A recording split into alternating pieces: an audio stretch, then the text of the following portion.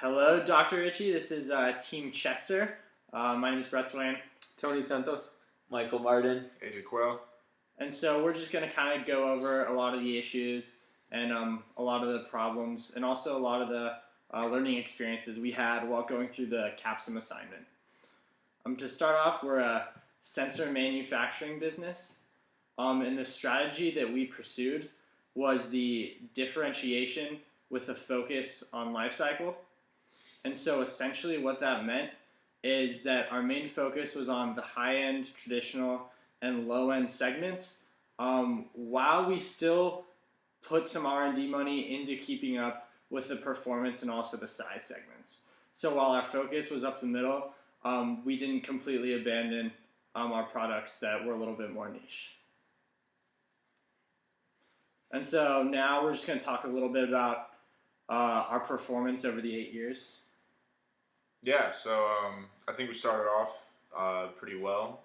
Our scorecards were on par with a lot of the other teams. Our profits, we were profitable the first round.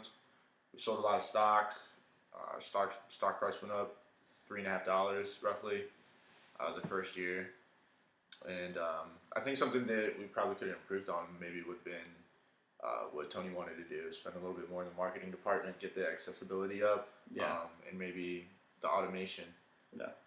But overall, I think through the 8 years, with the way that it turned out, I'm pretty happy. Yeah, I mean, we were profitable. We were profitable every single year. We didn't have the extreme growth that a lot of the groups had. So we ended up right in the middle of the pack. Not too high, but also we were still profitable. Yeah, we were able to maintain a steady growth and not crash like some of the other teams did. Not to put anybody down, but the strategy that we implemented with maintaining a steady growth and putting money into marketing and R&D was basically our strongest focus in order to be able to produce the quantities that we needed in order to stay profitable and maintain a good strategy level and keep going up slowly without crashing and burning. Yeah, and after we took an emergency loan, we played slightly more conservative. We kept more cash on hand. We had lower projections and just played a little bit more conservatively. That would account for part of the reason we didn't have as extreme growth, but we still were profitable. Yeah, we just didn't want to take out another emergency loan. Mm-hmm. And the environment we were in, like we said, we ended up right in the middle, pretty much directly competing with Baldwin. We were ahead of Baldwin for most of the time, but they started to catch us at the end. However, we were still way above Ferris and Digby, while we weren't as high as Andrews and Erie. Yeah, focusing on market share, I think we were still third, all said and done, year 8.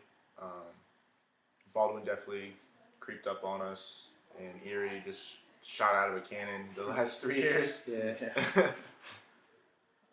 So the environment was fairly competitive. It definitely could have been more competitive, but there's a good amount of competition. Too high, too middle, too low. So it was evenly distributed among each section. Yeah, I think it was more competitive towards the beginning, and then gradually it kind of dispersed a little bit. Yeah, it seems like every team honed in into their section and showed who had better strategy than every other team, and who was putting in time and who wasn't. And 8 years seems like an extremely long time at the beginning, but really isn't that long. Some of the decisions you make in the first 2 or 3 rounds really affect you up through the 8th round, and that determines your strategy and how you're going to play it from there. Yeah, definitely automation did what Andrews and Erie invested in early helped them out significantly. Basically, if you didn't invest it in the automation and the promo and the sales, it affected you greatly in round 4 or 5. Harder and harder to catch up. It would take more money to catch up, and so you were basically playing catch up for the remainder period of the game. So next we're going to talk about the corporate and business level strategies that we tried to implement. As we mentioned earlier, we were differentiation with a focus on product lifecycle, and so we really tried to reflect that in our business and in our corporate level strategies. Um, we really used R&D to invest a lot of money in those areas. Um, we didn't market that heavy because it wasn't such a focus on market share, and it was more of a focus on maintaining that quality and making sure that our products were in that area where our customers would recognize our brand. Definitely. The R&D was a huge focus for us. As often as we could, we would update the specifications to the products and use that as our leg up on the competition, because not everybody was doing that every single time. Yeah. For our corporate level strategy, we were kind of a mixture between growth and stability. Yes, we intended to grow, but just at a slower rate than two of our competitors.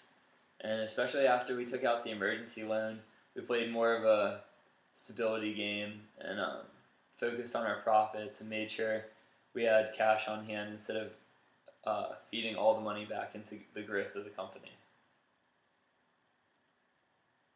And then we've kind of touched on them, but with our functional level, we tried to reflect that in all of our areas of Capsum and all of our different business units. As we said, R&D, we were always innovating. We were always making sure that for the performance, performance, high end and size, that we had the lowest size for size, the highest performance for performance, and in high end we kind of blended them to make sure that we were in that bottom right segment of the perceptual map to customers.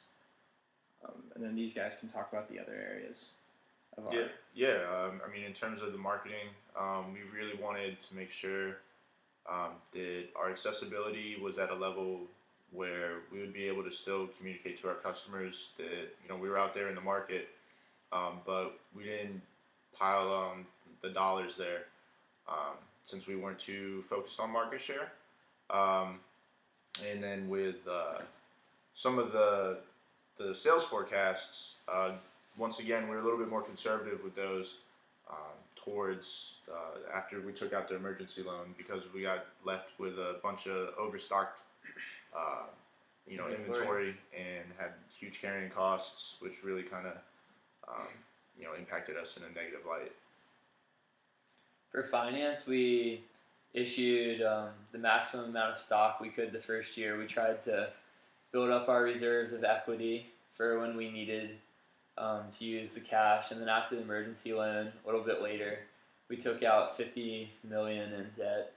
So in finance, we were trying to have the money to support all the other aspects of our strategy. But then finance would also have to come in and kind of round out what was feasible at the time, because sometimes we'd put too much to promotions or sales given the margins we were able to produce, and it would give us negative margins because we hadn't put enough in TQM yet to bring down our labor cost and material cost. So it was all a balancing game and finding the right mix to complete our strategy. Yeah, same with the TQM stuff. It was focusing on which one would benefit us most greatly, and where to spend the money, because we didn't have tons of cash to just put it in every single category like some of the other teams were doing. Yeah, and that greatly affected also the way we produced our products and how much we decided to produce. For production, it really everything else, the R&D, marketing, and our finance really affected the way production was decided and how much we were going to produce. And it was kind of hard to get that fine point that would keep us to our strategy. So it was hard to determine the right amount that we needed to stay profitable and not have negative numbers at the end of each round. But overall, near the end, I think our forecasting got better each time, and we were able to show a slow growth. But it was definitely hard to kind of see how much we needed to put into production and automation and all that, because it was very costly too. So finance was the one thing that we could have used more cash, I guess. Yeah, maybe. And I don't know if this would have helped or not, but some of the other teams said they were taking out loans like every year or something. But I feel like that would have just messed up our Yeah. leverage even more. Well, Erie did not poorly, but not as well as other groups in the first few rounds, and then they shot up. Like they were willing to Take a risk. they were more willing to long-term take focused. yeah they're willing to take the risk and have very low net incomes in the first few rounds to put that extra money in where it needs to go, and we didn't do that up front. So I think when looking at our core competencies, there's not one specific thing that really stands out. It's really a couple things that we did that allowed us to be profitable every year. I think one of the things is, we did a good job of matching up our strategies. We've mentioned it a couple times throughout the video, but we had the R&D high, but then at the same time, we weren't overproducing, we weren't over marketing because we knew our niche, and so we knew that as long as we kept our brand, our products would kind of market themselves. Yeah, we're definitely a quality-based company in terms of producing items that customers wanted. There was one time when we left something in the middle of two, in between the traditional and the high end, and we definitely learned a lot from that one. Yeah. Because it didn't do too well. But before that and after that, we stuck to doing the ideal, and I think that's what really kept us in the game. I think another one of our core competencies is our team culture. We have a fairly high clan culture, as shown in the activity we did in class, and a fairly high market culture. So we came together. We could work together as a team, as well as we were results driven. And sometimes, the whole time we were tinkering and figuring out how to get the perfect combo of different things to fulfill our strategy. But we really did have the market focus in mind, and I think that was one of our competencies that helped us do well in this competition. Yeah, we all had similar expectations of what we wanted to do. Yeah. And so we kind of, knew where we wanted to go and how to get there. So we just kind of got on the horse and rode it. So now we're going to move on to explain, the issues we had with implementing our strategy. I'll start. I know initially we were having trouble managing capacity when we were trying to insert that new product into the high end segment. And so that was something that I think we learned a little bit from the first implementation, and then tried to transfer some of that to the second, even though we implemented the second one during year 7, so we didn't get to see all the benefits of the drift payoff. But I think we narrowed down the capacity better. We put it at a better spot in the market. So even though it was an issue initially, I think it's something we learned from, and if we were to go through it again, I think it would pay off in our bottom lines. I agree. I think another thing we learned really well was the drift strategy that we talked with the professor about. We actually, it shows that we did a really good job, when we drifted Sid, and then we had Caddy, we were able to capture most of the market there. Later on, we drifted it down into the traditional section, and we were able to capture most of the market there as well, and we had a lot of profit from that. A lot of the teams were a little bit sore about that. I'm sure they didn't like that. So I think another thing that we also learned was learning kind of how to implement budget basically our cash, and know how much to put into R&D, marketing, and kind of level the everything so it wouldn't affect us in the end in our bottom dollar. Mm-hmm. Yeah, definitely touching on that. from the finance perspective is at the beginning you can issue equity, you can issue debt, but you still need to have a positive net income regardless of how much cash you have to spend on those things. And it did really turn into a moderation balancing act to figure out where you can put, where you can spend, where you can save in order to try to have a positive net income and help you in the future rounds. Yeah, and to touch on the capacity issue, it's like the first time we brought out a new market or a new product, we definitely didn't buy enough. And then when we brought out the new products during the last round, we were able to forecast ahead of time. And then also something that we learned was that through the production, you're not able to you're not able to change the aspects or the specifications of the R&D for each product, and so we had to forecast out for 2 rounds for the new product as opposed to what we did the first time, and so we had a little bit of a lag, but we learned from that, and then when the second product came out, it sold out, and we did really well in the high-end category that round. So I think that was definitely something that, from the process of going through it, we were able to learn and adapt and then have a positive outcome. Yeah, but those are definitely a lot of the points that really kind of made us struggle with being in the high-end sector and really differentiate. And then so through the course of this class, I think we all have some lessons that we took out of it. Yeah. And definitely combining the CAPSIM and then also a lot of the strategy stuff we talked about during class. There's a lot of big lessons.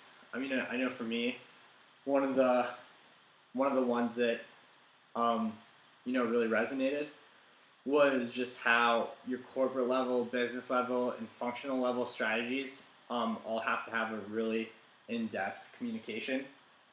Because if you have upper management pushing a business level and a functional strategy, but at the same time on the ground, your functional units of your business aren't also on board with that strategy, then you're going to have some dissonance, and the strategy isn't going to be as successful as it could be.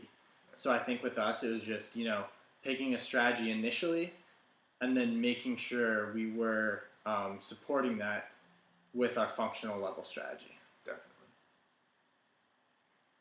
Yeah, as a finance major, definitely learned that it's not all about ROA and getting a higher stock price. I'd heard of balanced scorecard while I was in Belgium, but it just seemed like some topic in an article I wasn't really going to see much more about for a while. Some BS management stuff. But now I do see the importance. And like you've been saying in class, and as we've seen in the simulation game, when you do focus on the other aspects and you devise the right strategy, in the end you'll have the finances you're looking for. Financial results you're looking for. Right.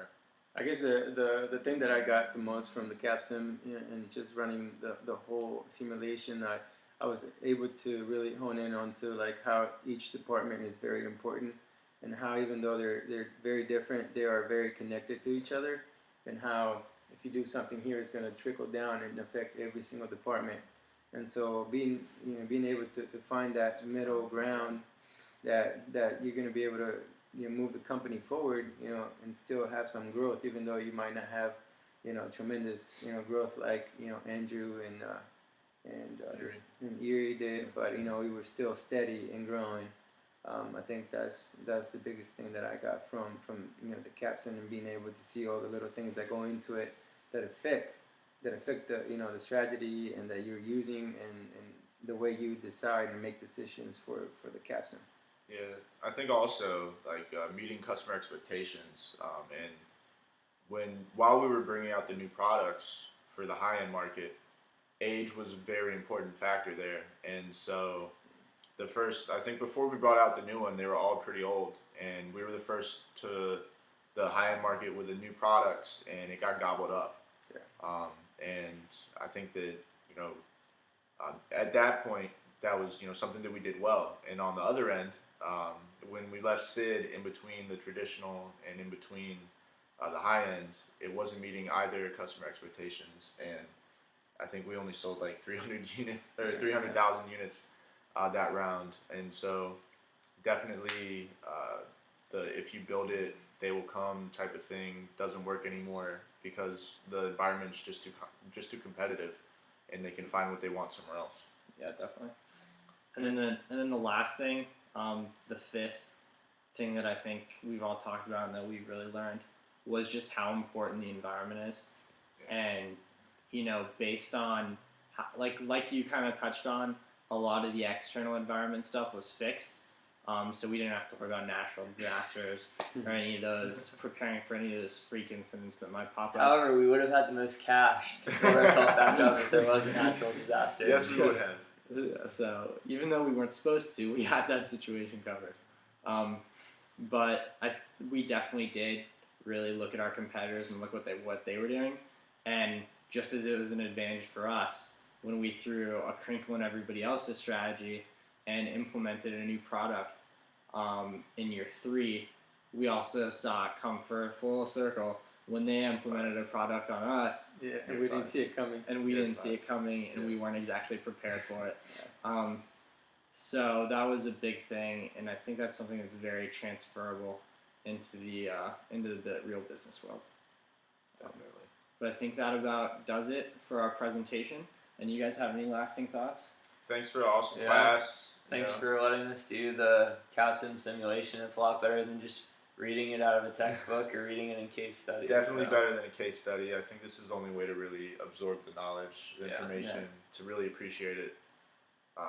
So I thought it was a lot of fun. Yeah.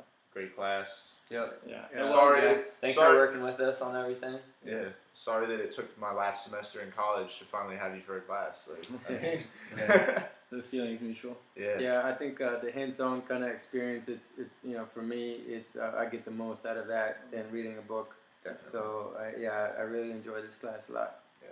Me as well. Thank you for everything, Dr. Ritchie, and we wish you the best in the future. All right, Chester signing off. Chester. Best,